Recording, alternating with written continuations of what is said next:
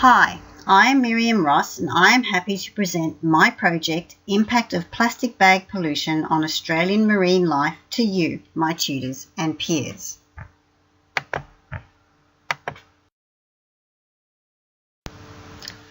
Plastic bag pollution has led to the death and injury of Australian marine life, contributing to a decline in the overall health of ocean environments. Continued use of plastic bags and current disposal methods need to be addressed in order to ensure healthy marine animals to enable the continuation of species and environments for future generations. So why plastic bags?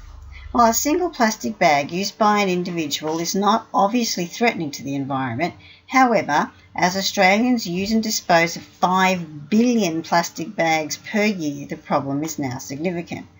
I chose this project because it is relevant to all Australians who are consumers of plastic bags and can potentially help solve this issue. When researching my questions, I relied on secondary online research. I started with government websites to locate relevant and reliable data, specifically the Department of Environment and Energy Archive. Their publications contain quantitative information that directly address the research questions.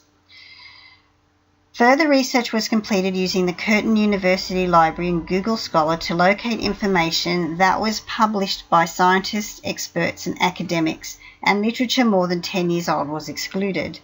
I used key phrases such as plastic bag pollution and Australian marine life and/or oceans to help filter results.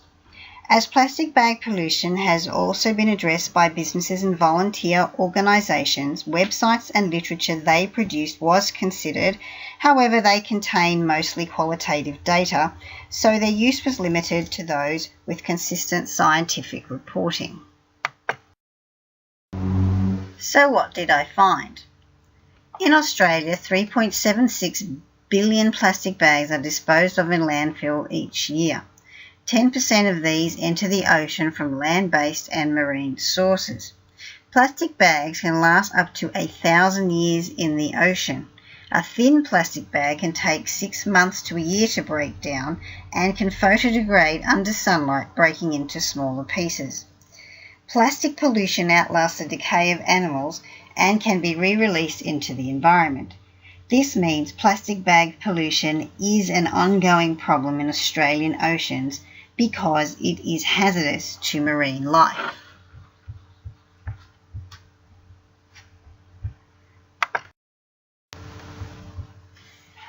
There are 77 species of Australian marine wildlife impacted by plastic bag pollution, including marine turtles, cetaceans, seabirds, dugongs, pinnipeds, and sharks and rays. When ingested, plastic bags cause blockages in the digestive tract, leading to starvation or contamination from toxic chemicals. Plastic bags are three-dimensional objects in which an animal can become entangled, causing deformities, injuries, drowning and strangulation. It can be seen then that plastic bags are responsible for the death of marine animals.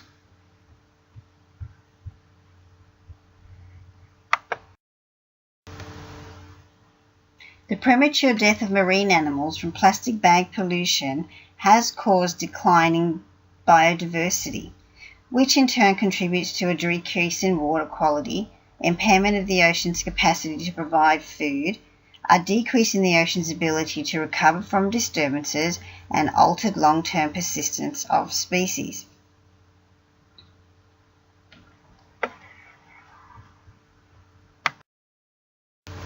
So what are the implications?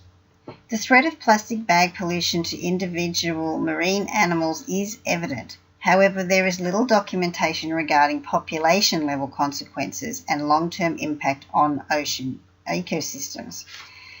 This is due to a lack of a national database. However, it does appear the scientific community supports the efforts made to reduce the production and use of non-biodegradable plastic bags.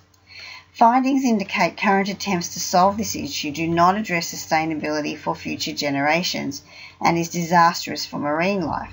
So the use of fully biodegradable plastics in the future is recommended. In the meantime, as much plastic as possible should be recycled, with the remainder disposed of responsibly. And we should continue to support businesses investing in plastic bag alternatives.